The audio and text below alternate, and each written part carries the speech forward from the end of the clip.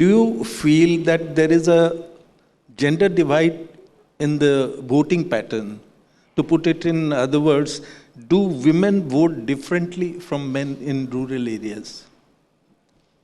Okay, I was actually going to come to that, that I'd be doing my gender a lot of injustice if I would leave a conversation of them out of this entire conversation, because rural wages impact women a lot. So there are many women who are working on the fields, but they're unpaid laborers.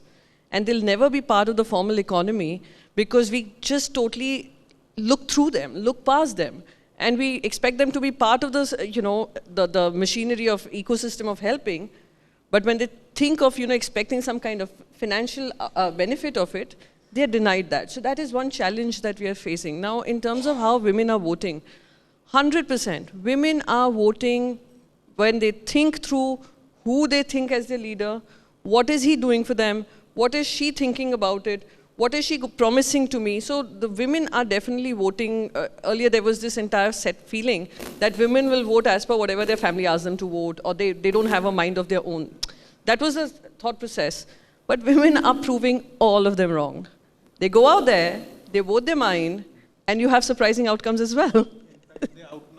They outnumber men, they choose who they're voting for, and you see surprising outcomes as well, because till now, women as a vote bank was totally ignored. Now suddenly every political party is waking up to it in terms of representation also. The special session that was called for women representation, increasing the representation, unfortunately it will not be applicable in 2024. It has come for a future date, and that future date is unknown.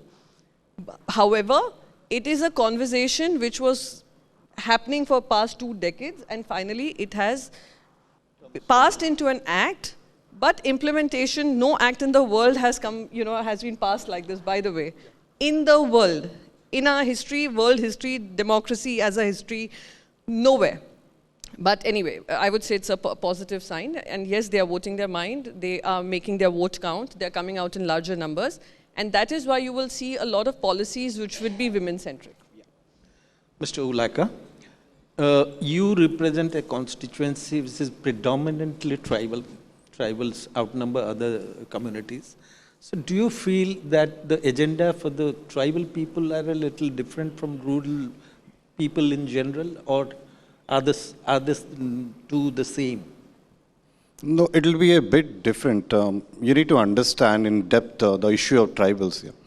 When we had the government, we wanted to provide rights to the tribals. Like when we came up with FRA, PESA, Indira Gandhi ji, she intervened, she gave 2 acres of land, she gave goats and all to the people. She tried to establish them, build houses for them. Indira Awas Yojana, Rajiv started by her name only.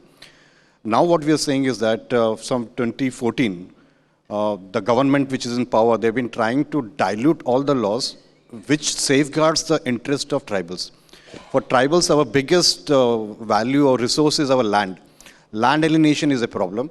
So if you dilute the lands, like recently I think the environment bills were amended, where now the forest officers in the local area, they have the power to override, like they can decline the Forest Right Act and deny the land to the tribals.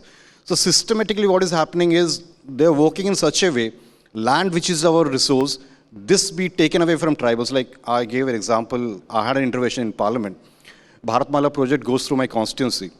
And the tribal, he can't sell his land, and he need to have 5 acres of land before he can sell to another tribal.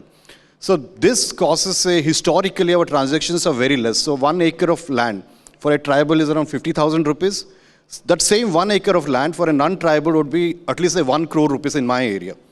Now it's fine. For safeguarding the interests of tribals, they're doing it is fine that they won't be landless.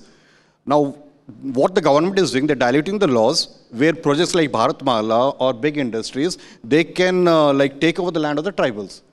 This is really something which we are losing our land anyway, and they're taking over at 50,000 rupees.